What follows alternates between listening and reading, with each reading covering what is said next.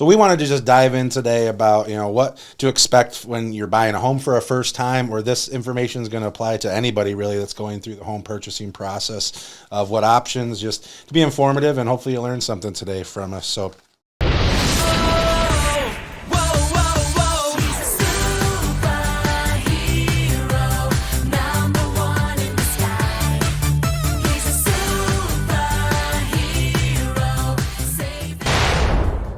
So let's jump in. We went through this whole process. I've shown them a few homes. Boom, they're ready to write an offer. So we've written an offer. It's been accepted. Mm-hmm. What happens next from the lending standpoint? When I send you that purchase agreement, or Amy sends you that purchase agreement, what happens next? So from that point, we have a conversation with the client about locking in the interest rate. Okay. Can't lock in an interest rate until we have a property. Okay, so the interest rate you gave them initially during the pre-approval is not their interest rate. It's not going to get locked in until you actually have a purchase agreement sent back to you. That's correct. Okay. And with the volatility of the market we're in, when I quote payments, I don't necessarily quote interest rates to clients at the initial pre-approval because it's subject to such change, especially in such a volatility market. I like to look at quoting monthly payments, and we use a conservative range there to make sure that we're not in a position to where the numbers obviously get worse. We want it to be more favorable and be able to possibly expand the pre-approval range for the realtor and for the client. Okay.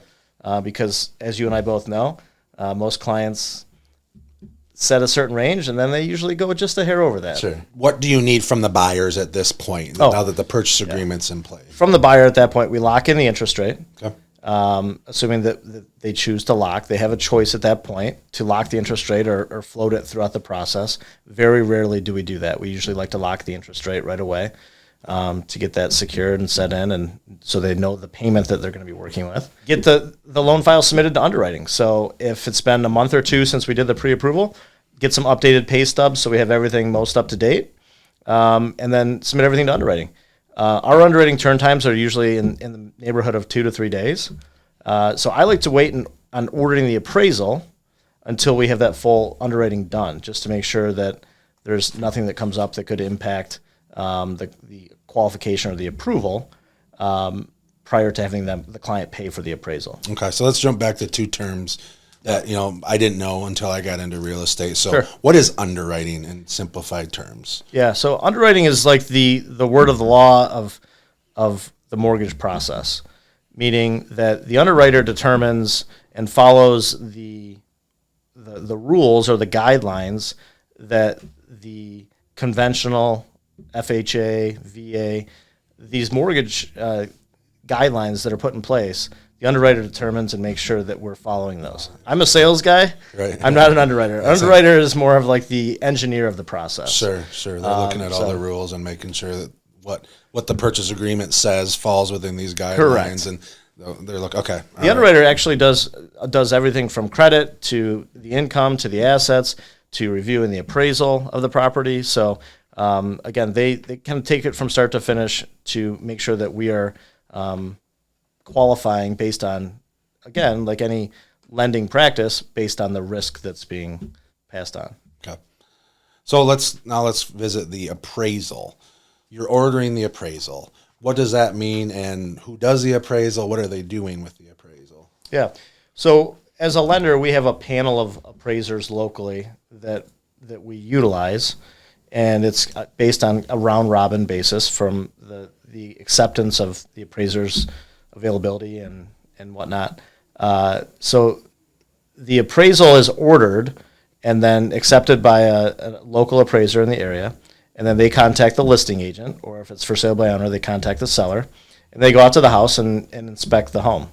Okay. They then determine the value of the property using the most recent comparable home sales, ideally within 12 months, preferably within 6. Okay. And they also try and have the comparable home sale be as close to the subject properties. Depending on how rural the property is, it could be a mile or it could be 50 miles. Sure. So it just depends on the specific property. Okay. Once the appraisal is done, which usually is about a week turn time on average, then they send the appraisal back to us, and the underwriter reviews it for any irregularities or any discrepancies they might see with any of the comparable home sales that were used to determine the value. Okay. So at the end of the day, they're really justifying the cost to you as the lender, saying this house is worth what the purchase agreement and what the buyer wants to buy it for. Exactly. So you can buy it. Correct. Okay. Yeah. What happens if that number, say on this example, is 360? What if it comes back at 340,000 on that appraisal? Well, you've got two options really. You can look at the appraisal to determine if there's any room for error or margin for error to where there might be some better comparable home sales that could be found that the appraiser wasn't able to find themselves. Okay. And you can challenge the appraisal report, trying to get more value using additional comparable home sales. That's a pretty tough practice, to be honest, and doesn't happen very often. Okay. So then you put it back with the agents, both the buying and listing agent, to determine if we have any leeway to continue the transaction and to make it viable still, given the difference between the purchase price and the appraised value. Okay. The mortgage obviously the mortgage qualification and down payment requirement will be based off of the appraised value. Sure. Okay. So from a realtor standpoint, being through this scenario a few times, I've had people bring extra cash to the table to Correct. cover that difference. Right. Or we've been able to negotiate the price coming all the way down to that appraised price, or sometimes you meet in the middle. Correct. Those, or you can walk away. I mean, there's 4 options really at the end of the day, but the deal's not dead. But you got to figure out, can both parties come to an agreement on that price? Yeah. Okay. Now, what if that appraisal came back at $380,000? Do they have to pay $380,000 for this house now? They do not. Okay. No, they do not. They're walking into some equity. Some equity. Perfect. Yeah. Perfect. All and right. the seller usually doesn't find that out either. That they're not. True. Yeah, that's only between the lender and the buyer. Yeah. So let's talk about timelines. From the time that I hand you over a purchase agreement, how long are we talking to close? To get through that underwriting, the appraisal process, the review of the appraisal. I guess, what are the next steps and what kind of timeline are we looking at to be able to this buyer to get the keys to their new house? Yeah. So I like to get the purchase agreement as quickly as possible once the house is under contract. Yep. Usually that happens within 24 hours for most agents. We submit everything to underwriting, I would say, within 24 to 48 hours from that point, or the appraisal within a week's time.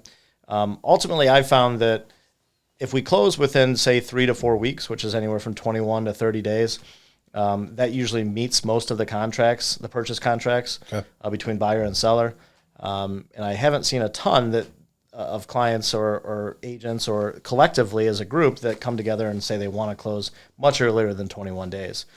That's well within enough time frame for us to get the loan through underwriting, which I would say is probably about a 2-week process. Okay.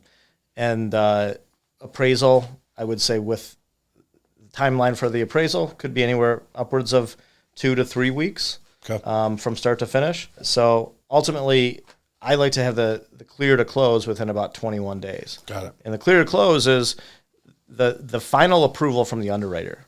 So when we initially submit the file to the underwriter, they review everything.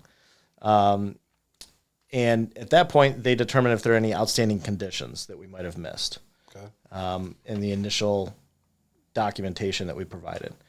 If there's any outstanding conditions, at that point, then we gather those conditions through our processor, which is another employee of the company that we've had for a long time, Amanda. She's great. And she then works directly with the client to gather any outstanding conditions we might have missed. Okay. We submit those back to the underwriter, and then ultimately getting to the point of being clear to close. And the clear to close means everything's done. There's nothing that can be changed from the perspective of qualification. Otherwise, we need to go back through underwriting again. Okay. So when we get clear to close, we call the agents and the title company and say, we're ready to close. Okay. Awesome. Right before that clear to close, you still have to verify employment one more time? Or we do. Okay. Yeah. How long? Like within 48 hours of Correct. closing? Okay. Yep. 48 hours. We have to verify that they still have a job. Unfortunately, there's been issues where people have lost their jobs and left their jobs, and it's tough. Well, we could probably do a whole show on seller concessions, but I do want to touch on that a little bit because they are very important for these people that do need maybe some help with down payment or want to buy down their interest rate to hit that payment window that you were talking about earlier. So let's talk the seller concessions. How can they help a buyer, and when are they negotiated in this offer or in a purchase? Yeah. So the seller concessions is a huge piece for first-time home buyers. And I look at the amount, again, we drive back to the monthly payment and what they're comfortable paying. And then I look at the availability for cash that they have to put into the transaction, whether it be from family members as gifts or their own money that they want to invest into the transaction. From there, if we determine that there needs to be some additional money put into the transaction to help reduce the monthly payment by buying down the interest rate, looking at additional monies up front to lower the interest rate, lower the monthly payment. Seller concessions is a huge piece of being able to do that. And so I try and ask, in most first-time home buyer cases, we try and ask the listing agent, yourself, or the buyer's agent, excuse me, to negotiate that into the purchase agreement if possible, because it just allows a lot more flexibility to get where we need to be from an interest rate and a monthly payment standpoint. Okay. So most deals that we've done is somewhere between that 3 to 5% seller concessions is normal. I guess just to give some numbers to everybody out there. So if somebody's buying a house for $300,000, and Todd said the max they can get is 5% seller concessions, that means $15,000. And how a seller concession works is on the purchase agreement, if it's a $300,000 house, we might have offered $315,000 and asked for the sellers to give $15,000 back to the buyers at closing, and that all happens through the title company. There's no money exchanged. And then they can use that $15,000 towards down payment assistance or towards, like you said, buying down the interest rate, which over 30 years is going to save thousands and thousands of dollars. So there's all different ways to negotiate that. And like I said, we can get into that at a different time. But seller concessions are something huge that you should ask your realtor about, especially if you're a first-time home buyer, to use for different types of things in your home purchase. So we talked about what time the buyer locks in their interest rate. Let's dive into that buying down the interest rate. What does that mean? So the interest rates today, this buyer qualified for 6.5%. They just got seller concessions of $5,000. Let's just use round numbers. What can they use that $5,000 to buy down the rate? Yeah. So if we're saying that the interest rate is 6.5%, let's say that you can use the $5,000 to take the interest rate down to 6% instead of 6.5%. So the benefit to the buyer is they're not coming out of pocket with that $5,000. They're getting that from the seller. And the seller obviously can negotiate that $5,000 into the purchase price, whether it and how it impacts the seller's bottom line. But ultimately, the buy down of the interest rate and using the seller concessions to do that just benefits the buyer as far as reducing the payment over time and also short term as well. Sure. Okay. So let's talk about like PMI, private mortgage insurance, right? Yep. I have that right? Private mortgage insurance. So not all loans have that, and it is an additional line item on your monthly payment in a mortgage. When do you have to pay that, and when do you don't have to pay? Yeah.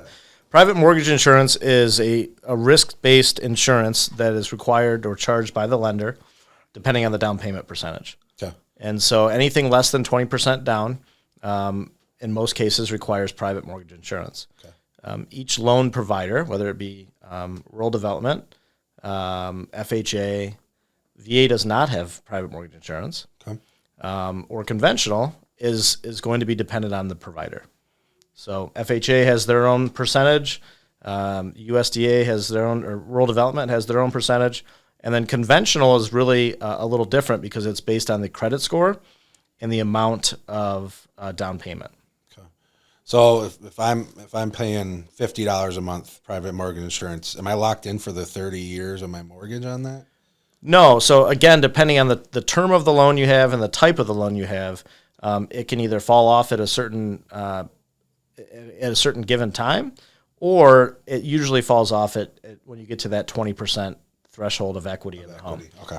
That is based on the initial purchase price, though, not on any inflated value over time. Okay. Well, two other pieces of a mortgage are your homeowner's insurance, right, and your property taxes. Those are two things that you have to pay for. If you're when you rent, you don't have those, but when you buy, you do. Right. And a term, again, that was foreign to me until getting into real estate is escrow. We can escrow those for you. Yeah. What does that mean? So think of escrow account as basically a savings account where every month you if you were to escrow your taxes and your insurance into your mortgage payment, that means that you're collectively paying your mortgage every month in addition to your taxes and your insurance. Okay. So you're paying everything lumped into one. Okay. That way, when you get a tax bill for $5,000 or an insurance bill for $1,000, you don't have to pay those. Those are paid by the mortgage company because you have been paying them with your mortgage payment every month when you make the mortgage payment. Okay. You're paying 1/12 of the property taxes for 12 months and 1/12 of the insurance bill for 12 months again.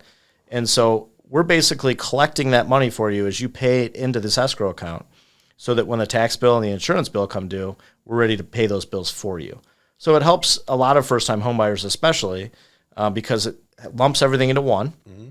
And also you don't have those large bills that come due where you have to plan and save for. Yep. You know what your mortgage payment is. You make that every month, and basically the house minus the utilities is taken care of. Okay. So you know that up front. When someone comes to you, I have $1,500 a month I pay right now. I'm comfortable with that number. Mm-hmm. When you quote them out, the home that they can qualify for, you're already lumping those numbers in for them, so that's not a surprise later down the road. Correct. Yeah. Okay. Yep. Okay. Got it. Lump those in.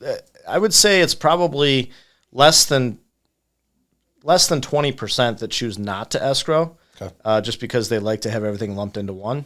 Why wouldn't you escrow? Just you don't want to necessarily you want to keep the monthly payment on the mortgage as low as you can. Okay. So that's really kind of the biggest. You're paying interest on those other numbers, the interest. Yeah. So you're saving a little bit of money on interest. Yeah. It's time. You got the clear to close, the CTC, or as we call it. Yep. What should buyers expect on that closing day? So clear to close usually is anywhere from, I would say 4 to 7 days prior to closing. Okay. Once we get the clear to close, we obviously let the buyer know that. We let the agents know that. We let the title company know. Title company handles the transaction between buyer and seller and handles the exchanging of the funds required. And so from that point on, I work with our internal closing team to determine the final cash to close. We look at the proration of property taxes that are owed by the buyer or the seller, and we determine the final amount of cash that is required from the buyer at closing. Okay. Work with the title company to determine if it's a wire transfer that's best or a cashier's check. You can't just come to closing with a duffel bag full of cash. Right, yes. So we either need a wire transfer or a cashier's check. And if they have gift funds that they're getting from a relative, those can be wired directly to the title company. They don't need to go to the borrower first or the buyer first and then to the title company. They can go right to the title company. Okay. But I go over those parameters. Basically, this is how much you're going to need. This is where we're closing. This is the day we're closing, the time we're closing. And depending on the agent, the realtor, I help to set the time of the closing, or a lot of times the realtor just likes to handle it and kind of set everything from that point. And, got it. But I just like to make sure they're ready to go with reviewing their final loan documents prior to closing so that there's no surprises, and go over those documents with them. So basically, they're just there to sign. They already know what they're signing. Okay. They already know how much cash they need to bring to closing. And it's more of a celebration than a absolutely drawn out doctor's appointment. Right, for sure.